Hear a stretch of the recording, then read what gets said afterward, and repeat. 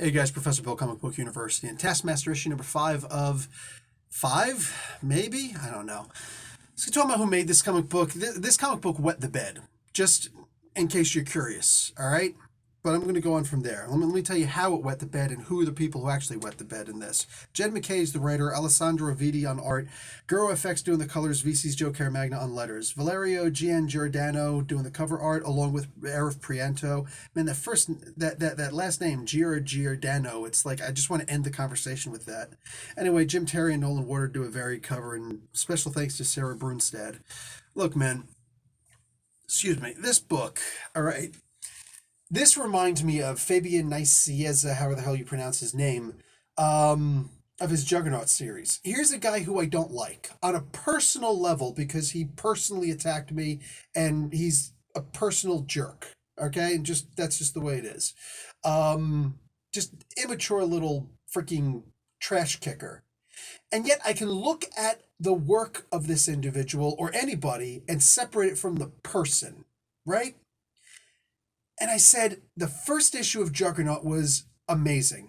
Absolutely amazing. Second issue, third issue, they were incredible books. The fourth book didn't give me a lot of hopes for the final issue, the fifth issue. And the fifth issue absolutely wet the bed.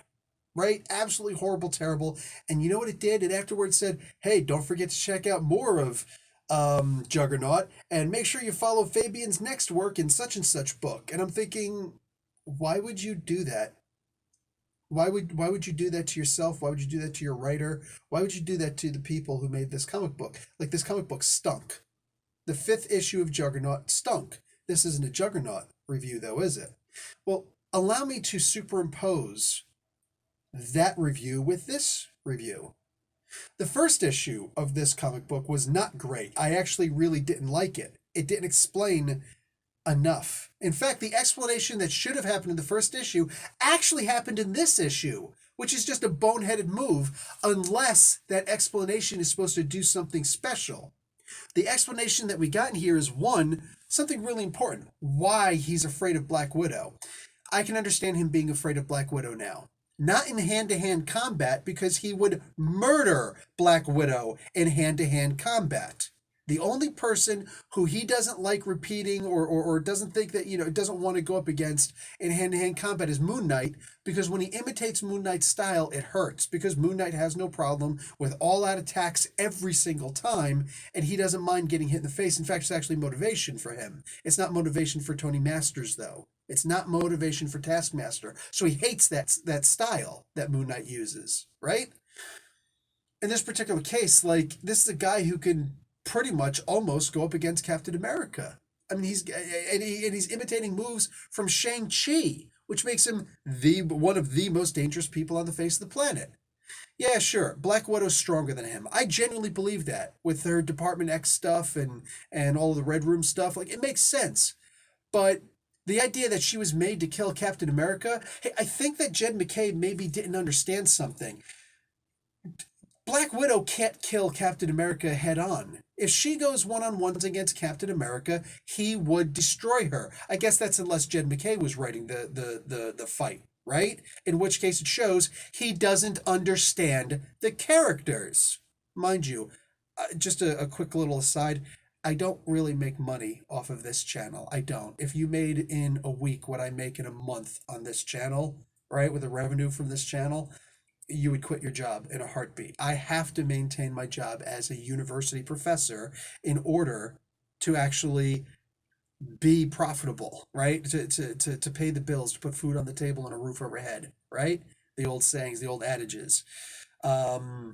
So I do these reviews not for the writers. I do this for the people. The people. I do it for the people, right? I'm a noble, compassionate soul. But I'm just a fan of the comic books. That's what this is. This isn't me trying to get a job with Marvel, because I'm not going to be working for Marvel, right? None of that. None of that is why I do these videos, because I can, because I love my comic books. I love my comic book characters. This is my hobby, right? This is the thing that makes me happy.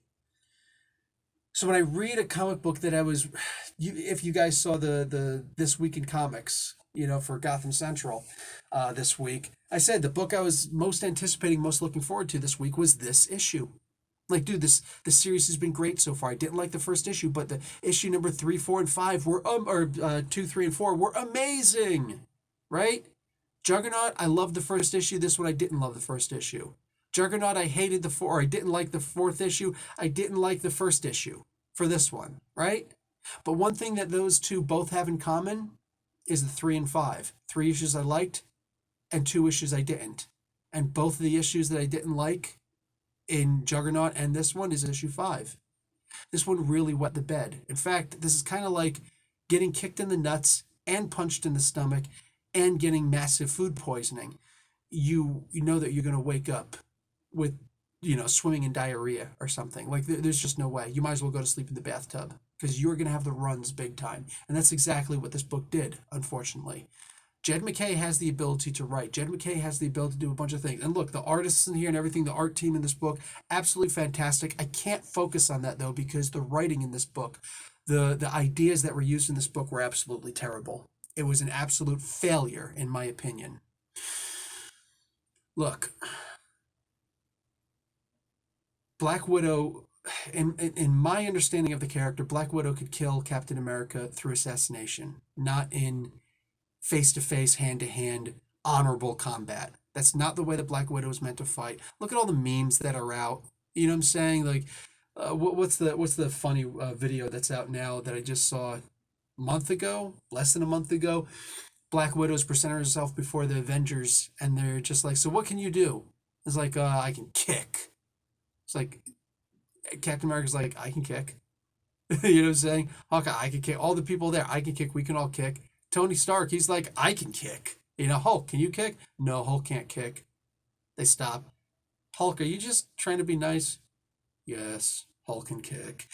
Like, on the outskirts, physically, Black Widow, I mean, what the hell is she going to do? Yeah, she's tough. Come on. She doesn't do anything differently than anybody else, except when it comes to spying, espionage, and assassination. She's better than anybody else at that. Anybody else. Everybody's got to have their speciality. Iron Man can shoot things from really far away. Even with his pinpoint targeting system, it still takes a couple seconds. Something that Hawkeye could do without even looking. He's left-handed in the comic or in the movie, but you get what I'm saying, right? Everybody's got their speciality. If you don't have Black Widow or anybody doing their specialty, if you have the Hulk sitting there trying to have solve a chess match with somebody when he's the typical savage Hulk, like you just fail to understand how the comic book characters work unless you have a special niche, right? Unless you have something that you can do that everybody else is going to say, okay, that was actually really good. No, in this particular case, this is basically Jed MacKay, in my opinion, my observation, forgetting who he's writing in this comic book. He really doesn't understand Black Widow. She is not that level of a threat to Taskmaster face to face. It's the idea of assassination, which is what it appeared as though he was worried about the entire time. It's the idea that if you better hope you see her first, because if not, you'll never see her. You'll be dead. You know what I'm saying? That's what's so dangerous about the Black Widow, not this hand-to-hand nonsense. He would have freaking obliterated her. Like, this was just ridiculous in this, It's literally just punking out the guy whose name is at the top of this book. It's a Taskmaster book, not a Black Widow book. Freaking pay attention to what you were paid to write, for the love of God. This doesn't make sense. Why wasn't this just a Black Widow book in this case? Show her trying to track down Taskmaster and understand what's going on. She's so stupid she didn't even pay attention to the thing that he wrote in his own blood in the previous issue. So Black Widow's an absolute moron. That's what you're telling me. Thank you for bringing down my opinion of Black Widow. This book has failed in every single way that I could possibly imagine, writing-wise, because this could have been a really great story. Tony Masters killed this new version of Nick Fury. Nick Fury's son killed his mother, or whatever the hell the part of the story isn't here. I forgot, because I'm so bothered by this comic book right now. Well, I didn't know that. Professor of comics, but for the love of God, I got better things to do than read every single comic book out there, But I read this one. When I read that he was, Black Widow made you, or Maria Hill made you. No, I made you. I was like, that's a really great moment. How come that wasn't in the first issue? How come that particular scene wasn't in the very first issue? And we see that this version of Nick Fury has to overcome that in order to be able to work with Tony Masters. Why? What purpose did it serve to have that here in this issue? That served zero purpose. In fact, it kind of made it so it's like, okay, so why did he work with him in the first place? Why isn't it this man's mission to just kill the guy? Oh, is his mission because some headcanon, he knows that the job has to be done?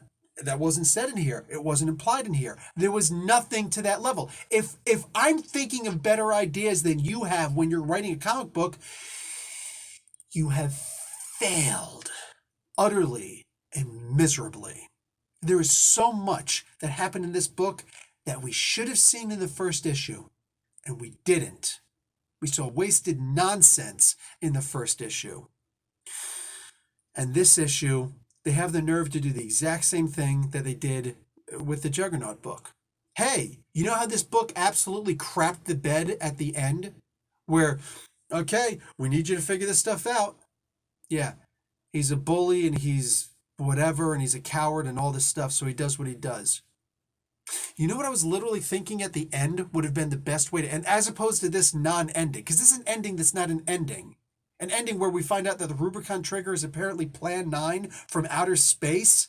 Like, is that the joke that you're hoping some of us got? Sit on this. Pick one. Bro. It's Tony Masters. He's a mercenary. He's a contract killer. He gets paid for doing... One of the things that I've always seen with Taskmaster is never do anything for free. You can get paid for. With the speech that Mariah Hill gave at the end, because, I mean, let's be realistic, who the hell didn't know that Mariah Hill wasn't actually dead, that she faked her freaking death? It was so obvious that I'm literally getting my hopes up thinking... Everybody's going to know this, and let's be realistic. Every single one of us knew that Mariah Hill wasn't going to be dead at the end, right? Like, that wasn't a surprise to anyone, right? So when you're going to go with such an obvious ending, you have to have some great niche that's going to make us go, oh, crap, that was really good. I like what you did there. You know, like Nick Spencer's Amazing Spider-Man issue 62 that just came out this week. Go check out that review, how I loved that ending, and I didn't see that coming. That was genius! This was nonsense. Tell me how he turns around and he's going to do this thing where it's like, oh, it's no big deal. They'll save the day. They always save the day. As opposed to, yeah, I wouldn't have done this for you for a paycheck. Yeah, see? That's why I had to use you I had to force you to do this. I had to put you in a position where there's nothing you could have done otherwise. Because you got Tony Stark, you got this version of Nick Fury who's sitting there feeling like a simp bitch at the end. Mariah Hill used me. I put my tail between my legs. Me. Natalia, Black Widow, is sitting there also feeling like a simp bitch. You used me like an asset, like you would use Taskmaster. So here's the biggest threat that Jed McKay could think of, and she didn't turn around and just backhand Mariah Hill. How do you not turn? And it's a woman. You could do that. You could have her turn around and be like, you used me like an asset? Bam! And just backhand her, send her flying into a wall. Have Mariah Hill get up and say, did you get it out of your system now? Because at the end of the day, you would have done the same thing, and you know it. Then have Natalia turn around because she was right. Have a scene like that where Black Widow doesn't look like a punk at the end. Mariah Hill looks like a golden goddess on top of the freaking thing. And what? The big thing that Taskmaster does is, okay, fine, I'll do your thing. Psych, activate Rubicon Trigger, activate Plan 9. The other 8 plans didn't work, but Plan 9, where the dead rise, that'll work. They'll figure it out. They save the day. They always will. How about instead Taskmaster turns around and says, okay, I'll do this, I'll do that, I'll do that. Oh, I have 60 seconds to deactivate it? I got an even better idea. How about this? Now's where you're going to pay me $10 million. No, I'm going to actually have to see it, or $100 million, whatever. I'm going to need to actually see you send this to my account. You don't actually know how to write really well, so you always have to write stupid jokes in your thing. Have freaking Taskmaster do this when he says, "Give me the money," right? Just the Austin Powers thing. I don't care. But Jesus Christ, this was such an absolute ass of an ending of a comic book. Oh, make sure you go check out Black Widow. Or go check out Felicia Hardy, the Black Cat. Go check out Jed McKay's story there. No, I won't. Oh, make sure you check out Mech Strike. Sorry, do I look like a 4-year-old? No, I won't. Go check out this, dude. Go F yourself. How about that? This is not hype for Jed McKay. This is a resume of failure, in my opinion. Bro, I'm not a comic book writer. I don't want to write for freaking Marvel. I don't want to write for anybody. You know what I'm saying? I'd rather actually make good money instead of freaking have to go and live someplace where I can barely afford to keep my head above water. This sounds really mean, and I don't mean to be a jerk to all the writers and whatnot that are working for this horrible company called Marvel. Just comic book companies in general, where you're not actually hired to do anything. You're staffed to write something. I'm going to get into a Bernie Sanders rant at this point. But at the end of the day, no. I have no interest in working for a big company like this. I have no interest in being nice about this nonsense, okay? At the end of the day, Jed McKay failed utterly in what could have been a really great story. A great story. And he funked it up in a really bad way. Like, this is the kind of funk that sticks to your skin. You get like getting sprayed by a skunk. Just go sit in the toilet bowl with tomato and scrub pumice stone on yourself, because you got to get that top layer of skin off of your epidermis, because that stink is going to stick with you for a while. Every single time I think of Jed McKay for this point, I'm going to think, I'm not going to get into one of his stories, because he can't stick a landing. He can't freaking... You can fly like the Falcon or like Angel and Hawkman and do these beautiful moves, but if you go to land and you crash and break your freaking neck, guess what, jackass? I don't care. Nobody cares about that Blue Angel show you just put on. You just freaking crashed at the end. That's exactly what this was. This was a stinker at the end. This ending sucked. And at the end of the day, why would I ever read something by Jed McKay? And I'm being dead serious. But maybe I won't have access to him. He won't give me an interview. Fucking interview. At the end of the day, I'd have more respect. I'd forgive the guy for half of this stuff if he would still, say, well, you know what? Let's talk about it. At the end of the day, dude, no. Like, this was so absolutely terrible. Why would I ever read a freaking story by Jed McKay ever again when I know, here's the proof, here's the resume, I know for a fact you can't stick a landing. You can't make an ending of a comic book believable or cool or even make sense. Did you end it with Plan 9 from outer space? Professor Bill, Comic Book University. Hey, like the video. At the very least, this was entertaining. Class dismissed.